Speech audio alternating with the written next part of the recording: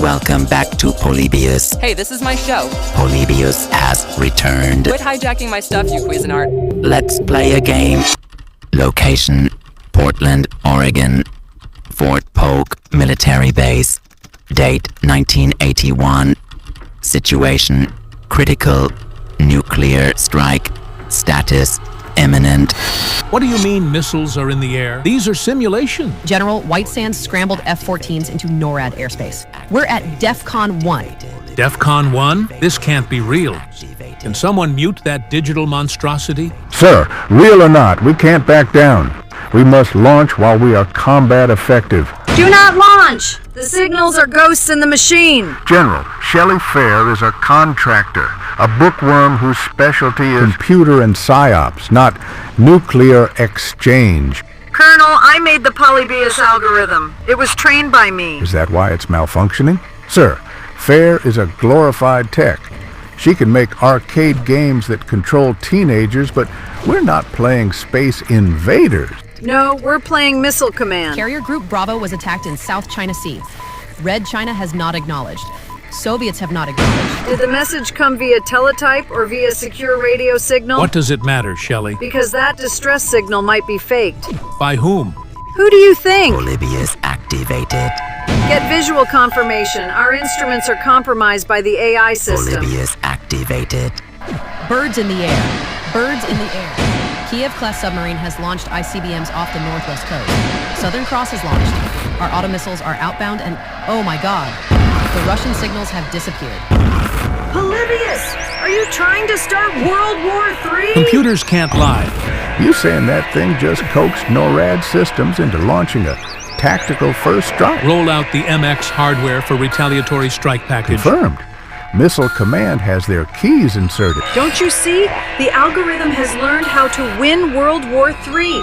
It learned it from us. Shelly, are you nuts? Polybius is your program. Your baby. Control it. Polybius has learned to win the war by cheating. It's cutting to the chase, ignoring diplomacy and going straight to first strike. Polybius says we can win a nuclear exchange if the United States is the instigator. Shelly, shut down Polybius. Shut it down. Too late. The rocket's red glare. Birds in the air. I'm leaving. Let me go see my daughter. Now, Polybius is starting a war. Of course, now! I want to see my daughter before the world ends. But we didn't launch. Who did? We started World War III. No, it can't be. I'm seeing my daughter. Liz, come to Mom before it all ends. Liz! Liz! Oh my God! Tell the president we made a mistake. We can't shut down Polybius. Hi, I'm still Liz. The last time we talked, I mentioned how I almost ended the world. But let's slow our roll and head back to the present day, -1 teacher's lounge microwave that I broke. Gosh darn it!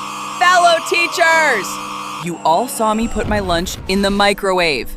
There was no metal whatsoever. So remember how I said I was a substitute teacher? Turns out when you break microwaves in the teacher's lunchroom, they end up hating you more than students. Liz Faire, welcome back. Great to have you back at North High. Portland wasn't as weird without you. Hey, Grody. I'm not grody. And that's when old-ass Brody pointed to a Post-it taped to the microwave. Say it, don't spray it, Brody. No one said this microwave was a time bomb. Read the sign, Liz. I suggested you not nuke your food like 10 seconds ago. Never use high setting. Dude, that's just a suggestion, right? Why are you even subbing? Aren't you a lab tech? I got fired because synaptic deterioration has tanked my memory. At least I think that's what happened. I forget, you know?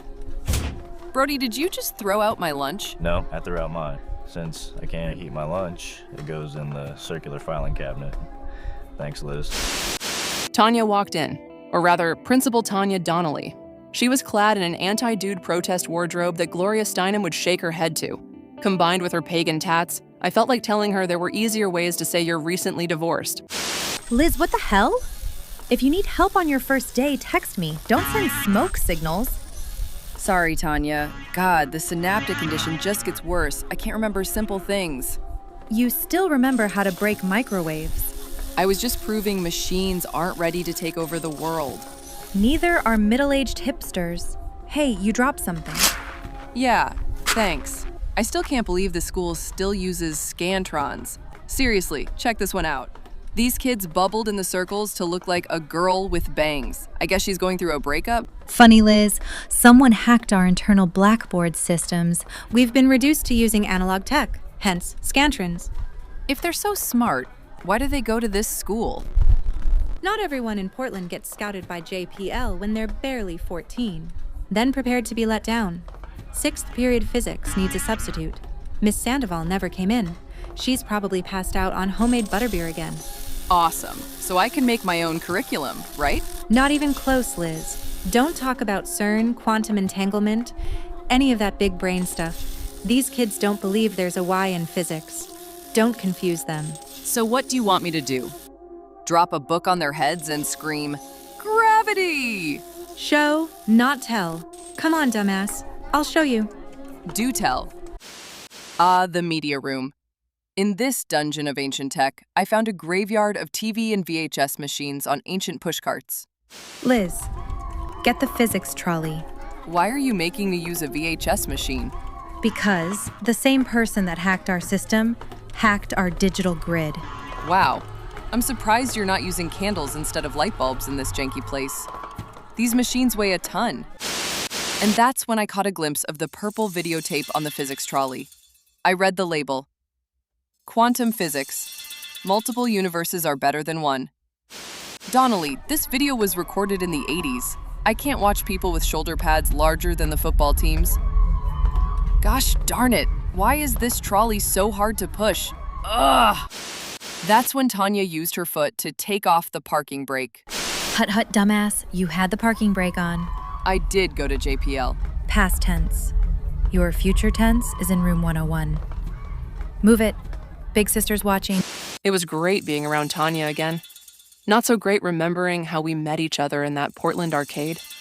Like I could really remember after what happened to me anyway. The trauma, puke, hypnotic lights. That's the thing about bad memories that were excised from your mind. You don't get to remember how much of it is really forgotten. All right, Liz. Here's your physics class. But before you go in, check this out. Tanya pulled out her cell phone and showed me an old photo on her camera roll. It was an old Polaroid of me on Halloween back in the mid-'80s. Wow. Oh my God. When was I female Beetlejuice? I just sent you the photo. I looked like I was a pallbearer in a goth funeral. Skin so white, I must have been auditioning for kabuki theater. Look at Liz the goth. This is right before you went to JPL. Back when I had potential. Hey, don't talk like that, even if it's true. When you get inside, peek in the back row of your physics class. Why? Fashion comes back into style. People do too. Hey, there's a reason you're back in Portland. You'll see. As Tanya hugged me, I remembered what genuine friendship was like. In a world of algorithms, of everything mined for dopamine hits, the only real thing we have in this world is each other. If only I could remember how Tanya and I met. The classroom had a poster of Schrodinger's cat amongst rows of kids and their phones. Androids watching androids. So everyone, I'm Elizabeth Faire. I'll be your substitute teacher for physics and... What the hell? So guess who I saw in the back row of the classroom? The student's name was Kelly Deal, but she looked exactly like me from Tanya's mid-'80s Halloween photo. Sub, why don't you take a picture? It'll last longer. The funny thing is I already did, about 30 years ago. Excuse me, Kelly Deal. Did Principal Donnelly tell you to dress like that? The principal didn't tell me to wear my own clothes, weirdo. Where is Miss Sandoval? She said she'd be here. You apparently don't know how substitute teaching works. I get a call, I come to work, I meet kids who are vaguely behaved. It's like quantum physics. Your physics teacher could be here or maybe at home nursing a hangover. It's quantum entanglement. If you only knew the real story. Now that was the strangest response from a student I've ever heard. I noticed a rubber band around Kelly's left wrist, one she kept playing with anxiously. Kelly, why is the seat next to you empty? My chart says everyone's here. Reagan sits next to me. Well, sat next to me. She's doing laps out in the hallway. Laps? Is she going to keep doing that? It's for her gram. A snobby girl screeched. She wants to be an influencer by showing everyone how her ADD affects her anxiety. The observer effect. But Kelly retorted, That's wrong. The observer effects means nothing is real until somebody observes it. So you're not real, Kelly, because no one observes you. At least I'm not some Ozempic queen jacked on Facetune. Let's stop this intellectual conversation, shall we? Besides, Kelly is right about the observer effect. Miss Deal, you sound like you're into quantum theology. You know people know quantum computations tend to... Right code? Hack code. I think I've found out who has been noodling with the network. Busted! BRB, I'm getting Reagan. Enjoy the video, chumps. So, I left the room, searching for this loon trying to win the hallway Olympics. But behind me, I heard the strangest thing off the TV set. If a tree falls in an empty forest, does it make a sound, per quantum theory? Not if there was no one to see it happen. Oh my god. This video is so chintzy. Help me! Help me! Polybius has me! Was that Miss Sandoval? Get help! Let me out! What happened to the lights? Why is the TV flashing like that? It's making everyone puke. Oh my god, a digital hand just reached out of the TV. Obey the king, the mannequin king. Everyone is passing out. Who is that on the screen? And there he was. Older, more grizzled, but with the same slicked back platinum blonde hair and plasticine face. Polybius was back. Who are you? I am a prisoner of fate, a pilgrim of dimensions. I live in the signals between signals. Right, Kelly? You can't be here. It was just a game. Kelly, my young doppelganger, was soon the last person standing. The others were passed out, unconscious, or worse. This felt vaguely familiar. Who are you? Polybius. Polybius. Polybius. Meanwhile, out in the hallway. This is Reagan, your favorite influencer. My fans bear witness to the face of truancy. Wonder where I was when Polybius reappeared in Portland. I was here playing hall monitor with the most vapid girl on Twitch. Hey, Reagan! You're supposed to be in class. This is my therapy. It's primal, complicated, crazy, and beautiful. Be all of that in class, come on. Negatory sub. I didn't take my meds this morning. If I don't run, I'll get hyper. So this is you calm? Yeah, bro. We're all running. I'm running to class, running away from it, running to love, running away from it. None of it ever catches up to Reagan. If only I had chloroform. Not to calm her down, but to shut her up. Don't get grabby with me, sub. You're being limiting. Reagan, you're right. I reached my limit. Get back into class or I'm taking you to the office. That's when me and Reagan saw the flashing Polybius light show inside the classroom. I could see the strobing lights and hear the puking inside.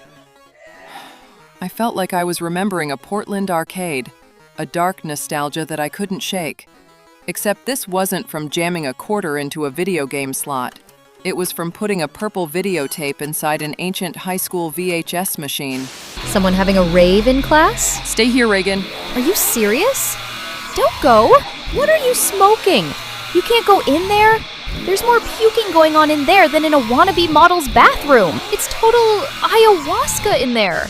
And Reagan wasn't wrong. Lights flooded out of the classroom like a solid prism of colored wavelengths. As I opened the door and walked inside, rainbow strobes blasted from the television. Can anyone hear me? Kelly, why is everyone on the floor? But Kelly was too busy writing a single word over and over again in her notebook. I was so focused on what she was writing, I didn't even notice the TV monitor. Something broke out of it from the inside. Reagan stepped on some kid's body while setting up the video on her phone. Oh my god. Are they all dead? I have to video this. Reagan, go get help.